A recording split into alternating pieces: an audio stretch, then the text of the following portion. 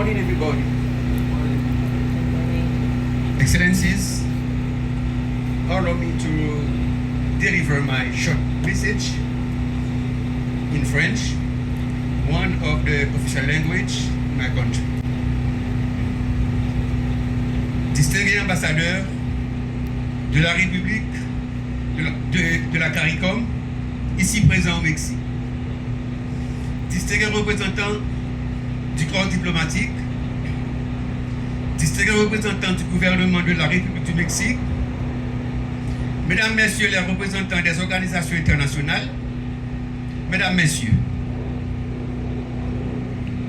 au nom du gouvernement de la République d'Haïti, je voudrais vous remercier pour cette généreuse invitation à participer aujourd'hui à cette rencontre qui symbolise la journée de la communauté des Caraïbes, jour officiel de la commémoration de la signature du traité de Chaguaramas, créant cette communauté le 4 juillet 1973.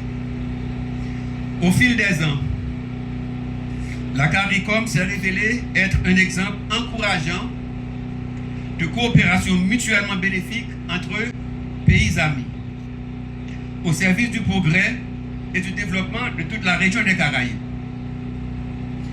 Nous gardons espoir que les années à venir apporteront encore plus d'harmonie et de prospérité au peuple de la communauté.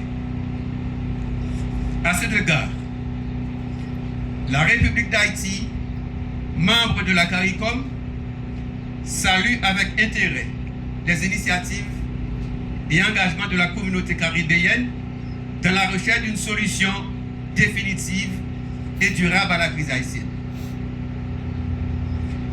Nous voudrions brièvement profiter de cette favorable occasion pour attirer votre attention sur cette crise qui est de nature multidimensionnelle.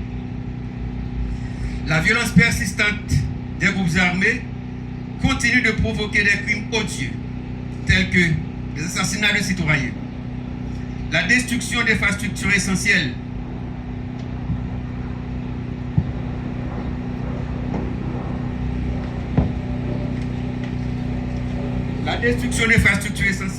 comme les écoles et les hôpitaux, et le pillage d'entreprises grandes et petites.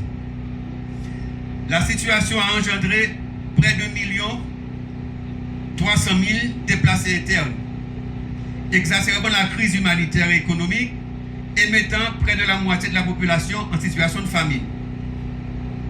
Nous sollicitons des partenaires d'Haïti des engagements concrets et à tous les niveaux dans l'exécution du plan de redressement de la situation sécuritaire en Haïti, notamment l'adoption de mesures adéquates pour empêcher que leur territoire soit utilisé comme point de transit ou d'envoi d'armes et de munitions à destination des gangs armés qui constituent le principal levier de déstabilisation du pays.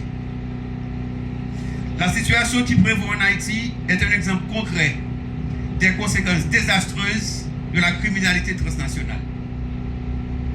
Haïti lance un vibrant appel de soutien aux organisations régionales et internationales pour l'aider à renforcer les capacités opérationnelles des forces de sécurité nationale soutenues par la mission multinationale d'appui à la sécurité afin de mettre un terme aux défis sécuritaires et humanitaires, deux fléaux qui empoisonnent la vie quotidienne de la grande majorité de la population haïtienne. Je vous remercie.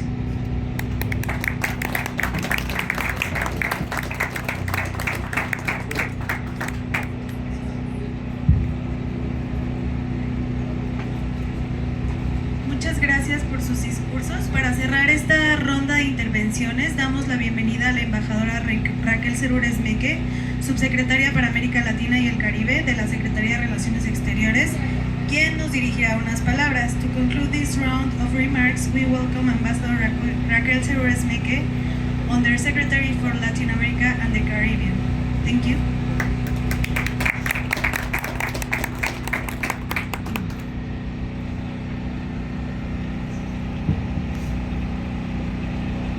Excelentísima señora Julia Elizabeth Hyatt, embajadora de Jamaica en México, excelentísimas señoras y señores embajadores, distinguidas amigas y amigos, muy buenos días tengan todas y todos ustedes. Hoy celebramos a la comunidad del Caribe uniendo voces y esfuerzos en pro de la integración y el desarrollo de nuestra región. Como nación mexicana, nos sentimos honrados de compartir este momento con nuestros hermanos caribeños. La comunidad del Caribe ha sido un faro de cooperación y solidaridad. Su trabajo incansable por promover la unidad y el progreso económico y social es un ejemplo para todos nosotros, pues muestran que la unión hace la fuerza. Hoy recordamos con especial entusiasmo que en 1973 se suscribió el Tratado de Chaguaramas que dio origen a la CARICOM. En estos más de 50 años de existencia, CARICOM se ha consolidado como el principal mecanismo de integración regional del Caribe. México, por su parte, tuvo el honor de ser el primer país extrarregional en establecer vínculos formales